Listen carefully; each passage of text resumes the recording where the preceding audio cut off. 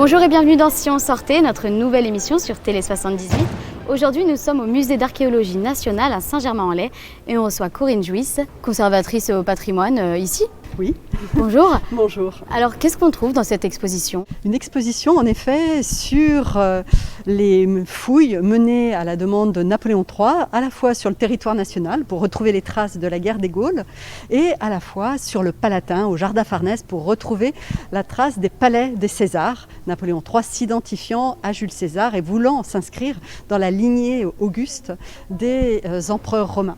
Alors vous allez trouver, pour illustrer justement ces missions qui sont lancées sur l'ensemble du bassin méditerranéen et sur notre territoire national, vous allez trouver des cartes, des plans d'époque du 19e siècle, deuxième moitié du 19e siècle.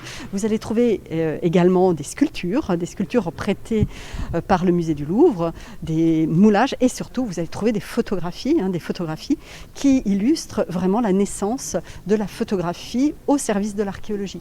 Pour la première fois, on va pouvoir attester le réel, c'est-à-dire la réalité de ce terrain qui produit les archives du sol. Et donc, ces photos ont également le mérite de pouvoir être véhiculées par leur tirage, vont pouvoir être véhiculées sur l'ensemble du territoire. Et ainsi informer les populations, qu'elles soient savantes ou touristes, informer de l'évolution des découvertes faites à la fois sur le Palatin et à la fois sur Alésia, Alys-Sainte-Reine, Gergovie ou l'ensemble du territoire national. Alors on va attendre un peu 20 ans parce qu'il va falloir faire de la photo d'extérieur. Et c'est compliqué la photo d'extérieur puisque les outils, les techniques utilisées exigent que le climat soit constant et que les produits puissent en effet sortir et être tributaires de ce climat. Donc il faut plutôt attendre les années fin des années 1850, début des années 1860 pour que la photographie devienne vraiment l'auxiliaire de l'archéologie. Fin des années 1850, Napoléon III se repenche sur les travaux de son oncle Napoléon Ier. Napoléon Ier qui lui-même s'était déjà intéressé vivement à la figure de Jules César en tant qu'homme de guerre, stratège émérite, qui savait vraiment mener ses légions sur le territoire. Donc Napoléon III, sûr de cet héritage de Napoléon Ier, va aller plus loin. Lui veut démontrer par des preuves formelles, les preuves des fouilles, apportées par les fouilles, le génie de cet impérator romain qui a laissé vraiment son nom dans l'histoire de l'Antiquité. Donc à travers la rédaction de l'histoire de Jules César, il va ainsi apporter page après page les preuves des dires de Jules César, que nombre de collégiens déjà ou lycéens ont traduit à travers les commentaires de l'histoire de la guerre des Gaules ou les commentaires de la guerre civile.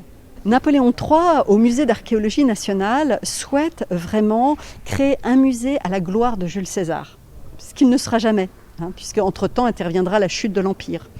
Mais Napoléon III voit dans la colonne Trajane, située sur le Forum à Rome, vraiment l'illustration de la grandeur militaire de Rome. Donc il demande au pape Pie IX l'autorisation de la faire mouler et les moulages vont être rapportés à Paris dans un premier temps, puis à Saint-Germain dans un deuxième temps. Et ces moulages vont être source d'inspiration, source d'une iconographie, d'images, tant pour la représentation du légionnaire que la représentation des armes de jet. Ces moulages vont être soigneusement photographiés en 1862. La chance du musée de Saint-Germain-en-Laye est de conserver ces photographies. Nous avons pu les monter en un film unique et pour la première fois, les visiteurs pourront voir cette longue campagne militaire en Dacie par Trajan sur un long bandeau de 400 mètres, tel un film présenté dans la chapelle du musée. Donc cette expo, elle est à voir quand? Dès le 19 septembre et jusqu'au 3 janvier. En espérant qu'elle attirera et qu'elle procurera autant de plaisir qu'elle l'a procuré au commissaire de cette exposition. Merci beaucoup Corinne Jouisse pour ce moment. Merci. Et quant à nous, on se retrouve bientôt dans une nouvelle émission de Si on sortait.